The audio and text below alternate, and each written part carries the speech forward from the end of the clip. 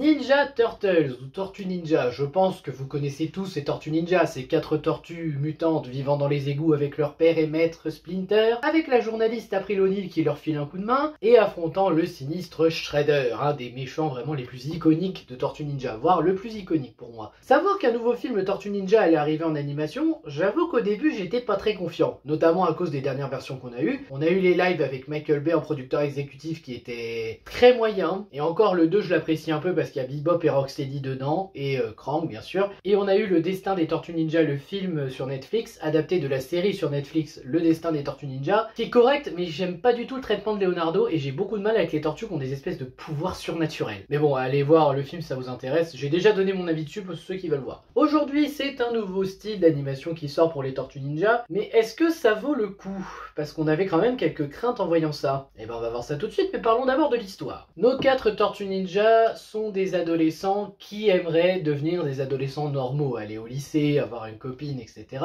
Mais cela est difficile vu leurs conditions de vie et leur père trop protecteur. C'est alors qu'ils rencontrent April O'Neil, une jeune journaliste du lycée, qui aimerait devenir journaliste, mais là elle fait juste le journal du lycée, avec qui ils décident de faire équipe afin d'arrêter le fameux Superfly, un mutant mystère qui dérobe beaucoup d'objets dans la ville pour des projets personnels, et avoir une chance d'être intégré parmi les humains. En gros c'est l'histoire du film globalement résumée. Et qu'est-ce que j'ai pensé de ce film Tortue Ninja? Et bah obligé de reconnaître que c'est une belle surprise. Je dirais pas que c'est un des meilleurs films de l'année pour moi, hein, loin de là, il y a quand même des critères qui m'ont pas mal déplu, mais dans la majorité le film est vraiment une bonne surprise. Moi je m'attendais un peu à me dire ah ça va encore être un film correct mais sans plus. Même pas. Le film arrive à se démarquer sur certains points et ça fait du bien. Mais à côté, il faut le reconnaître aussi, il y a aussi des défauts assez évidents et je vais commencer par ça. Question négative, je commencerai par le côté source 2023 parce que c'est bien de vouloir faire une adaptation des Tortues Ninja de nos jours, mais ça fait un peu bizarre sur certains points, notamment quand ça colle pas pour moi avec certains personnages. Les Tortues Ninja qui veulent s'intégrer et aller au lycée. Ça, je veux bien, ça, dans le scénario, ça marche, ça va avec le développement des tortues. Par contre, Splinter qui regarde des applis de rencontre et veut trouver une mutante de son âge,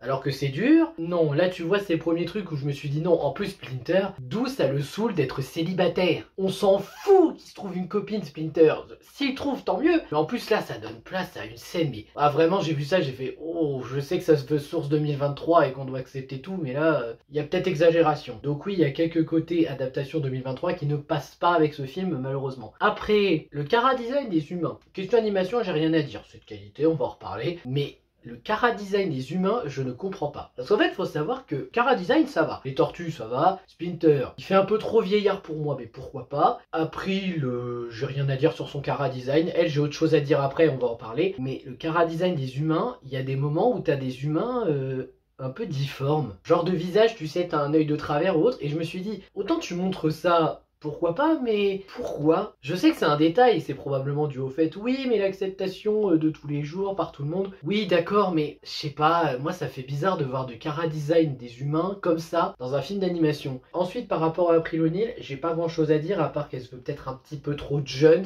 mais s'il y a un truc que je ne comprends pas avec elle, c'est son manque d'expression. Sincèrement, est-ce que je suis le seul en voyant April dans ce film à me dire, j'ai pas l'impression qu'elle ressent des expressions? C'est peut-être dû à la personne qui la double derrière, qui pas grandiose mais qui s'en sort quand même bien, mais à côté t'as toujours l'impression qu'elle a une expression neutre. Je la vois jamais être réellement triste, en colère ou quoi que ce soit, je la vois toujours avoir une expression neutre en mode je suis censé être en colère mais j'y arrive pas, ou du moins je le fais dans la voix mais pas là. C'est quand même ultra bizarre, non? Mais en vrai c'est tout ce que je reprocherais à April O'Neil, son changement de couleur de peau, ça m'avait pas choqué dans Le Destin des Tortues Ninja, je vois pas pourquoi ça me choquerait là.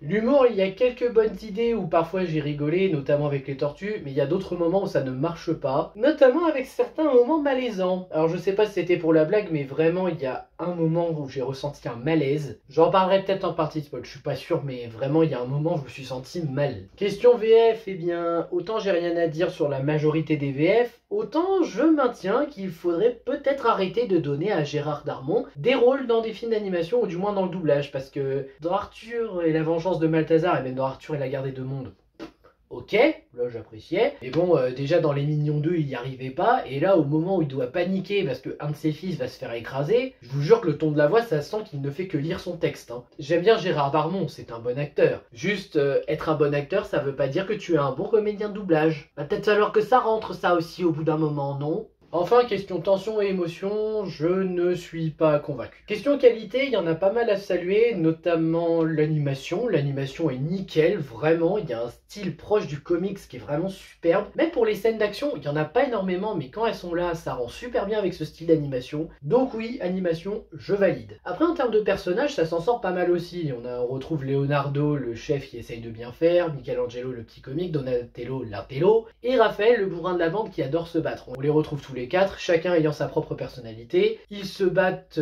pour sauver la ville et à côté ils veulent surtout être acceptés par les autres et aller au lycée normalement comme tout le monde. C'est différent d'habitude, mais honnêtement je trouve que ça fait une différence qui marche et qui démarque bien le film par rapport aux autres. Bon oui, le côté oui on veut être accepté des autres, on l'a déjà eu avant, mais là c'est fait de manière un peu différente donc ça passe. Après on a Splinter qui, malgré un chara-design assez spécial, est quand même un père attentionné et très voire trop protecteur qui veut avant tout protéger ses fils à cause d'une expérience passée. Et ça peut se comprendre. Splinter est réellement un père attachant ici. Moi personnellement, j'apprécie Splinter. J'aime les idées qu'ils ont fait avec ce personnage en dehors du côté vieux célibataire qui aimerait trouver une mutante de son âge. Mais si on enlève ça, le personnage est plutôt pas mal. Par contre j'avoue je suis plus fan du côté maître Splinter que du côté père protecteur. Ça reste un personnage plutôt bien écrit. Et April, alors elle, son but c'est d'avoir un scoop grâce à l'aide de Superfly. Superfly dont personne ne sait qui c'est, mais elle veut justement raconter l'histoire pour pouvoir ramener la fête du lycée parce qu'elle a été humiliée le jour où elle a essayé de présenter le journal du lycée à cause du trac. Alors, je vais spoiler légèrement pourquoi ici, parce que c'est pas important, mais pour la blague, en fait, c'est parce qu'elle a vomi en direct et elle a beaucoup vomi. Depuis, on l'appelle Miss Vomi, elle est humiliée, elle veut rattraper ça. Ok, la motivation est compréhensible, mais le côté j'ai vomi en direct, non.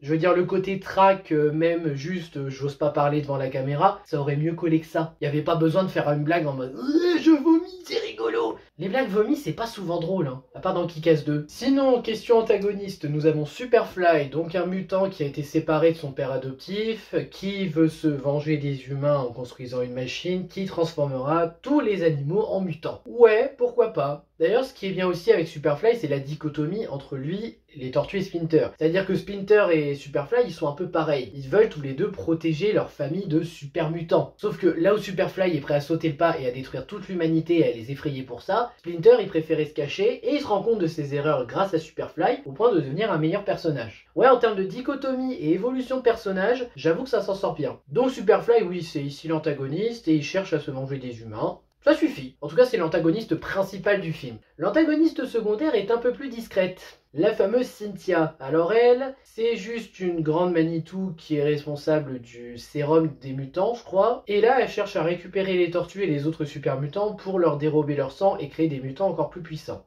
Ouais, elle n'a pas réellement de motivation personnelle, ce qui fait qu'on n'est pas forcément impliqué, mais bon, c'est une méchante secondaire, donc ça va. Peut-être dans la suite, s'il y a une suite. Question référence, il y en a des bonnes. Bon, beaucoup ont reconnu les bandeaux de couleurs qui ont été officialisés avec la série 1987. Par contre, une rêve dont j'ai pas vu beaucoup de personnes en parler, mais que j'apprécie beaucoup, vous avez fait gaffe aux ceintures des tortues. Ce sont leurs ceintures avec leurs initiales, comme dans la série de 87. Ça, c'est une rêve que personnellement j'aime beaucoup. Après, il y a quand même plusieurs références qui sont cool. Leur première apparition qui rappelle le comics. Les références sont vraiment sympas pour le coup. Question symbolisme, ça s'en sort très bien, le lycée pour les tortues pour Splinter, les humains pour Splinter et pour Superfly. Vraiment le symbolisme s'en sort plutôt bien. Question VF, comme je l'ai dit, à part Gérard Darmon qui a un peu de mal à 2-3 moments, notamment dans les moments de tension, la VF est plutôt qualitative, hein, on va pas se mentir. Les tortues ont des bonnes voix avec des comédiens de doublage investis. Pareil pour April O'Neil. Il y a de l'inattendu qui marche, notamment par rapport au fait qu'ils ont changé les origines de Superfly. Enfin, je sais plus exactement dans le comics qui est Superfly, mais moi je me souviens qu'à la base, la fameuse mouche géante, c'est Baxter Stockman qui a été changé en mouche. Là, c'est pas ça, ça a changé, c'est autre chose. Ils ont changé l'origin story ici, mais c'est pas dérangeant. Je trouve même que la nouvelle idée est intéressante. Question mise en scène, j'ai rien à dire, c'est qualitatif. Question musique, c'est sympa avec ce qui se passe à l'image, mais je crois que ça restera pas dans la tête après. Les décors sont plutôt sympas en fonction des endroits où on est, sachant que le style d'animation offre parfois des moments sombres et des moments avec un peu de lumière, mais bien gérés. C'est pour ça que l'animation, je la trouve vraiment bien soignée. Les costumes sont plutôt cool, et la fin, ça correspond aux tortues. Quant à la scène post-générique, et bah, on va en parler là en partie spoil. Partie spoil, alors je vais commencer par vous parler de la scène post-générique. Donc dans la scène post-générique, nous voyons nos tortues qui vivent tranquillement leur vie d'adolescent. Et on a Cynthia qui les observe et qui dit il faut qu'on ait ces tortues appelées Shredder. Et là tu vois un Shredder dans l'ombre de dos, tu te dis Donc la suite a prévu de mettre Shredder, sachant qu'on a déjà Bebop et Rocksteady qui font partie de la famille des tortues maintenant. Je me demande comment ils vont amener ça dans le 2 s'ils changent de camp. Et donc là, Shredder, il fera plus office de chasseur de primes, du moins en apparence, hein, parce que bon, c'est Shredder. On sait qu'il aura un objectif, lui, en tête pour lui-même, et on sait qu'il va trahir Cynthia. Mais pourquoi pas? Moi, j'avoue que je serais curieux de voir Shredder dans ce style d'animation. Non, vraiment, je l'avoue, je suis très curieux de voir ça. Non, vraiment, je l'avoue, je suis très curieux de voir ça. Donc une scène post-générique, ma foi, plutôt sympa, qui tease un petit élément qui pourrait plaire dans une suite, potentielle suite, on n'a pas d'officialisation encore, mais pourquoi pas. Sinon oui, concernant Splinter, j'ai deux choses dont j'aimerais parler. Déjà, la première, il finit avec une espèce de mutante bizarre, mais vraiment qui parle pas français, qui sait pas parler tout court en fait, elle dit un langage bizarre, et au moment où il l'embrasse, je vous jure, moi j'ai ressenti un malaise. Je me suis dit, je suis d'accord que tu sois en couple avec elle et c'est normal que tu l'embrasses. Mais déjà, vous avez pas eu de relation réellement développée. Et si c'est juste pour dire, bah Splinter en avait marre d'être célib, il s'est casé, pas vraiment d'accord avec cette idée. Je comprends ceux qui aiment ou qui ne disent rien, mais moi perso, je ne suis pas fan. Et sinon, comment Splinter a appris le ninjutsu? Alors, je me souviens dans Ninja Turtles, on nous l'avait expliqué, il a juste trouvé un bouquin dans les égouts et il s'est dit, je dois protéger mes enfants en leur apprenant le ninjutsu grâce à ce bouquin. Ça faisait un peu bizarre. Là, il s'est surtout servi de ce que j'ai compris de vieux films de référence de kung-fu, et donc il a appris puis il l'a enseigné à ses fils. Au moins il a pris les bons films pour leur enseigner le ninjutsu.